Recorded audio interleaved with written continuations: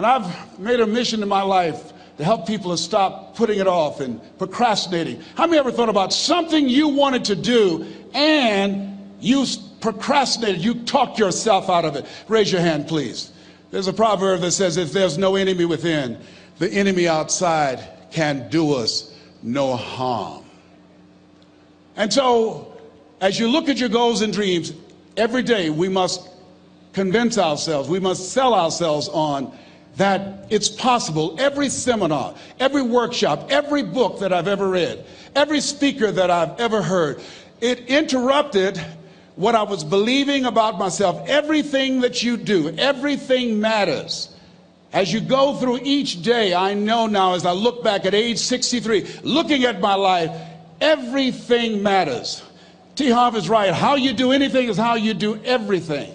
And I realized that the choices I was making was based upon how I saw myself. Let us say together, it's necessary.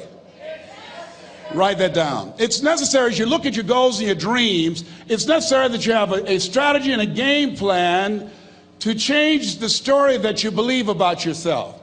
And that's an ongoing process. I've discovered, and many people have, that what we do, what we accomplish, what we produce is a result of the story we believe about ourselves. My favorite book says, be ye not conformed to this world, be ye transformed by the renewing of your mind. And so as I began to work on myself, I realized that I'm getting out of one story and stepping into another story. As I become aware of some things, there's still some things I'm not aware of. So I'm still growing, I'm still developing. I'm like the lady who said, Lord, I ain't what I want to be, ain't what I'm going to be, but thank God I sure ain't what I was. But I realize that you have to work on yourself on a regular basis, and write this down, for mental mindset. For mental mindset and stamina.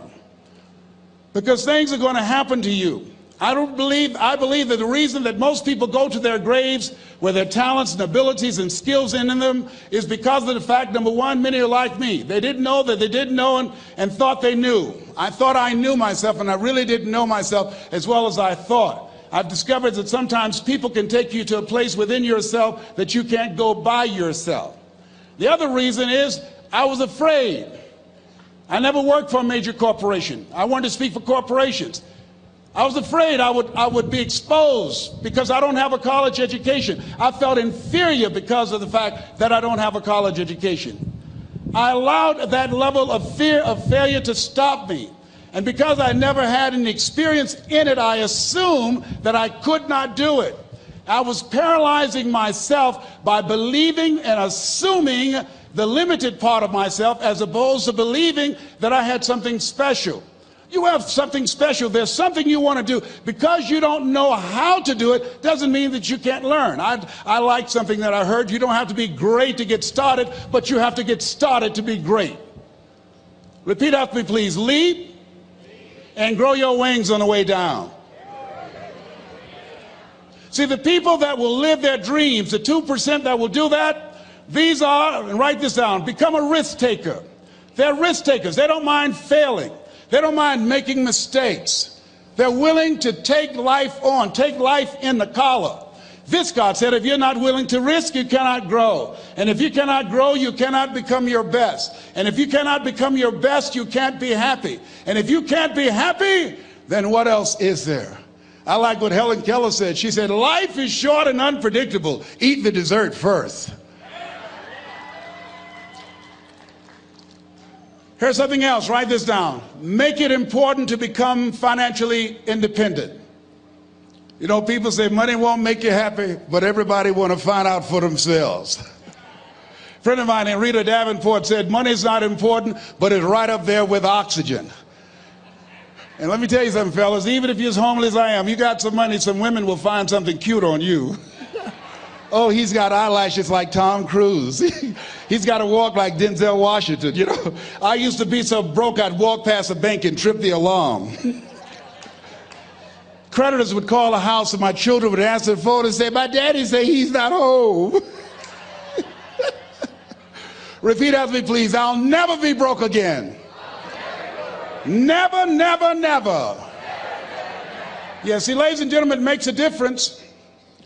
The only time I really appreciated having money was when my mother became ill. I was a state legislator in Columbus, Ohio from the 29th House District, Whitehall in the Upper Linden area. And my brother called me and said, "Leslie, yes, Mama's been sick and we're going to put her in a nursing home." I said, "Wait a minute, Wesley, we can't do that. Get Margaret Ann on the phone. She's on the phone. Get Linda and Leonard. They're all here, Leslie. Listen to me. Mama used to work in a nursing home. She said she never wanted to go into one. I promised her when I was 10 that I would take care of her. We would do whatever was necessary to take care of her." He said, "We knew you would feel like that. And this is why we did such a thorough job interviewing the various nursing homes. And we have found the one that's ideal, and Mama would love them." I said, hold it, just a minute. She didn't clean their behinds.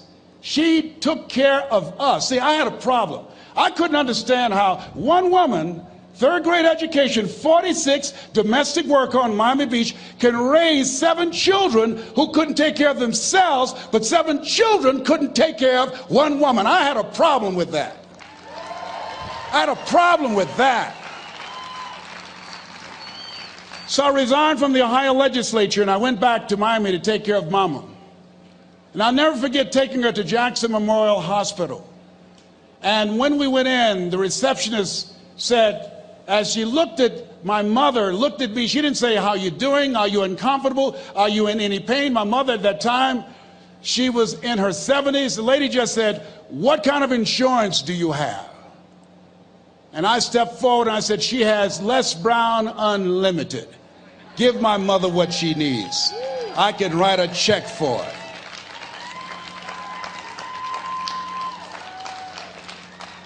It gives you choices. It determines the difference in life and death, ability to afford health care, the quality of education that you can provide for your children, the ability to make a difference in the community. I'm doing training with young people in an area of Chicago called Englewood, where more young men have been killed in Englewood than in the Iraqi war, teaching them how to develop their minds, how to develop their communication skills, how to dress like a prospect rather than a suspect, how to stay away from negative people and develop the skills to make it in a global economy.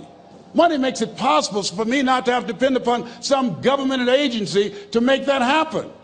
So as you look at yourselves, make it important that you find some way to use your talents and gifts that generate the income that allow you to control your destiny. I read something that said, either you control your destiny or someone else will. Here's the other thing. Repeat out to me, please. Take care of myself. Yeah, so you got to take care of yourself. I'm 63. I can do 140 push-ups nonstop after warming up. I couldn't do that when I was 20 years old. And the reason that I do that, the exercise reduces the possibility of cancer reoccurring by 32% or spreading by 30%. It helps to reverse the aging process and keeps you younger, keeps your mind sharper, and allow me to take care of my temple so I can continue to do my work, so that you can continue to do the good work that you were sent here to do. So you got to make it important to take care of yourself. Put that at the top of the list, because you can't do well and can't do good work if you don't feel good. We don't want to be like the man who said, if I'd known I'd live this long, I'd have taken better care of myself. Here's something else. Repeat after me, please. OQP. Only quality people.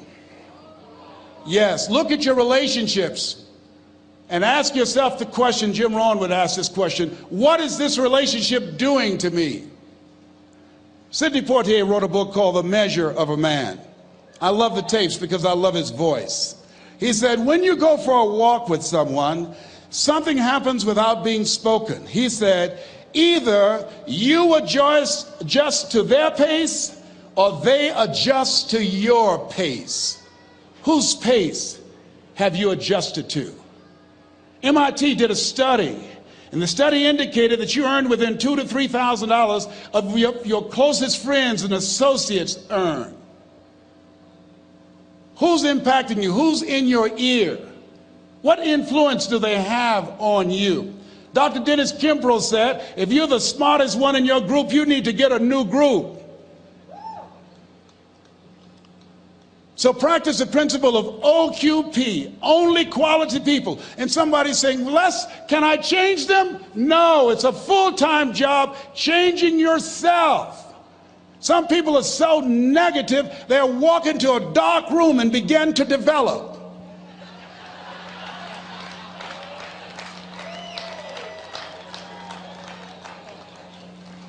My family members and friends call me crazy for going to seminars, spending money on books and tapes and going to seminars. When are you going to stop going? I said, when I die.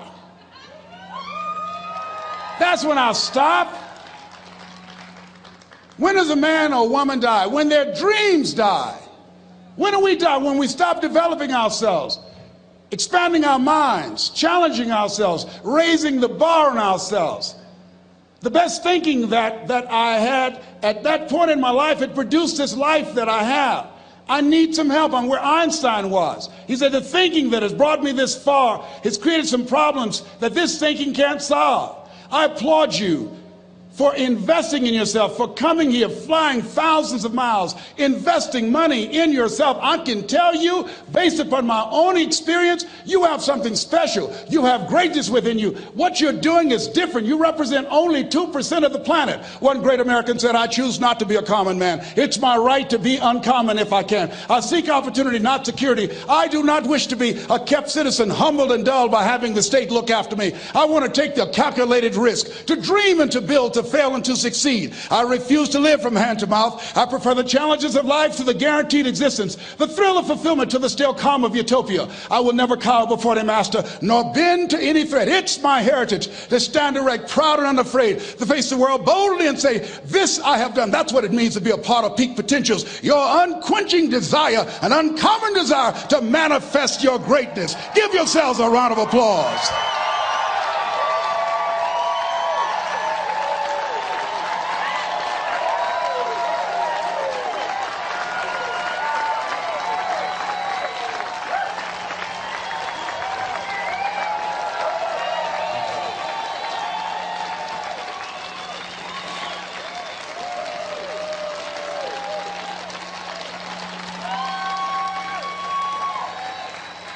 Thank you.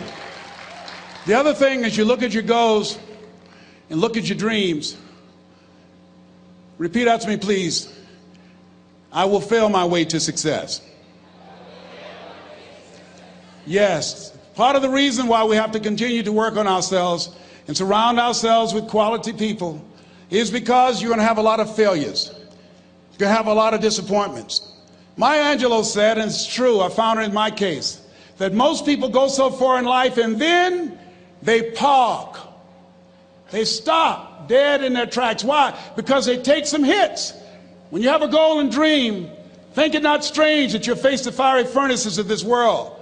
You will have tribulations. Things are going to happen to you. I was in pursuit of my dream, and all of a sudden, boom, I got hit. A person that I thought I would be with for the rest of my life, I thought was my soulmate. I went through a divorce. I was embarrassed. I was humiliated. How can I teach people how to live their dreams? And I wasn't able to make my marriage work. I questioned myself. I took another hit. My mother was diagnosed with breast cancer. Then I was diagnosed with prostate cancer. Then my best friend from the second grade, Alexander Wims, he was diagnosed with cancer of the liver. I took a hit, and life staggered me, and I parked. And I didn't turn on my emergency lights because I didn't want to call attention to myself. I didn't want anybody coming and say, hey, do you need a jump? No, I don't need a jump. I'm not out of gas. My battery is not dead. My heart is beating. I'm parked. Leave me be. I'm parked. I was in my comfort zone. I was doing just enough to get by. I was working on a job. They paid me just enough to keep me from quitting, and I worked just hard enough to keep from getting fired. How many know people like that? Blink your eyes if you understand what I'm talking about. I was parked. I knew I could do more. But when my mama died, it took something out of me. When I went through a divorce, it took something out of me. When my best friend died, it took something out of me. I parked.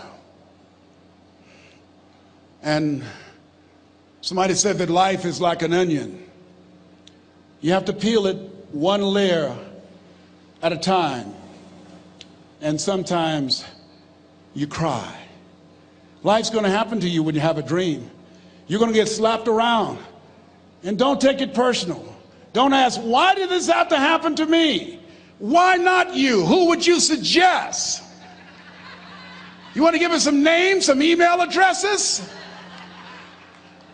And don't tell everybody. 80% don't care, and 20% glad it's you. It's called life. Suck it up and move on. Get over it.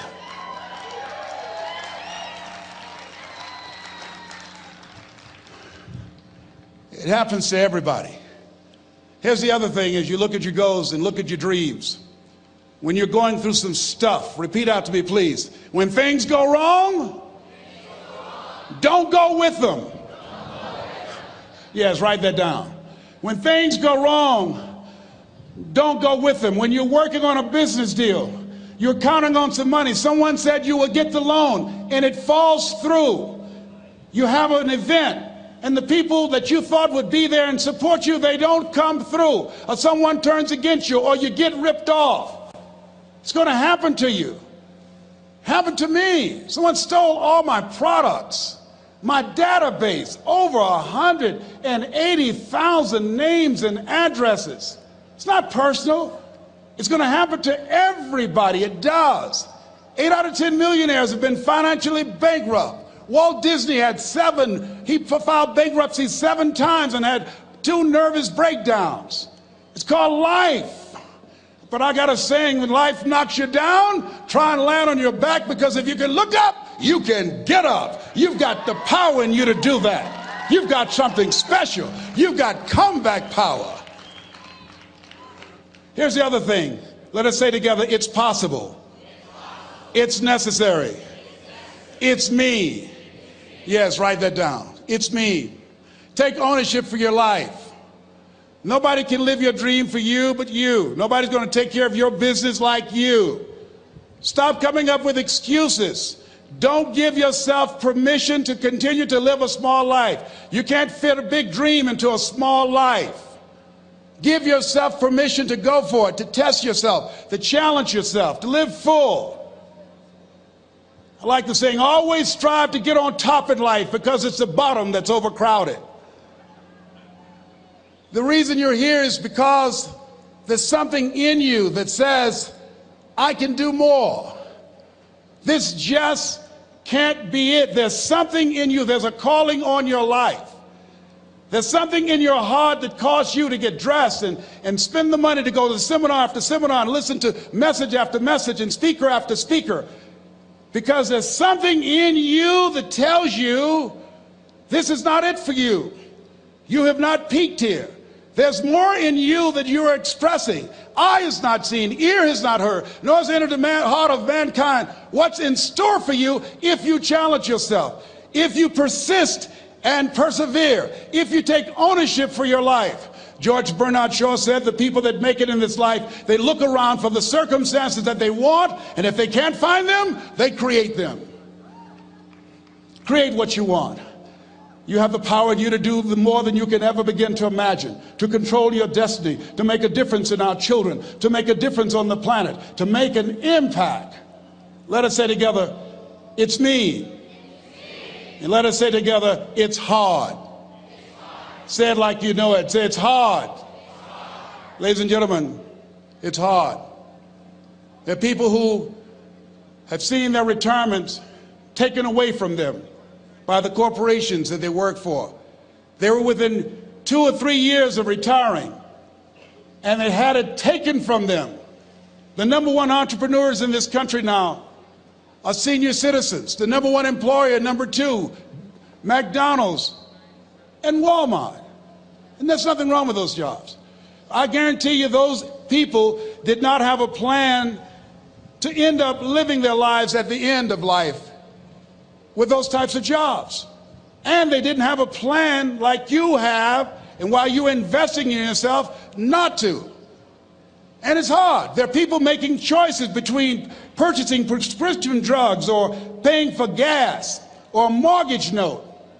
It's hard when you're working on a job for 20 years, 30 years, give them some good years, and then they come in and tell you, we've downsized. In other words, you're fired. And then you have to start all over again. How many of you know it's hard? Raise your hands, please. It's hard. And it's not fair. One of the things I like about T. Harv is he talks about work and investing in yourself. It's not fair when people are going up against that kind of stuff to tell them just think positive and be enthusiastic and everything will work out all right. Ain't that kind of party. It's hard. Life will put some knots on your head. I bought my first home for my mother